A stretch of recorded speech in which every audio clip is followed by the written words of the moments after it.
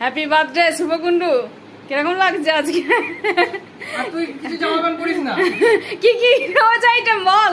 এই তো রুই পোস্ত করেছে, বাঁধাকপি তরকারি হয়েছে, মুগের ডাল হয়েছে, চাটনি হয়েছে, দই করেছে, মিষ্টি দিয়েছে, পায়েস দিয়েছে, মাছ ভাজা, এটা কি কুমড়ো ভাজা, পটল ভাজা, বেগুন ভাজা, শাক, লঙ্কা, লেবু, ভাত।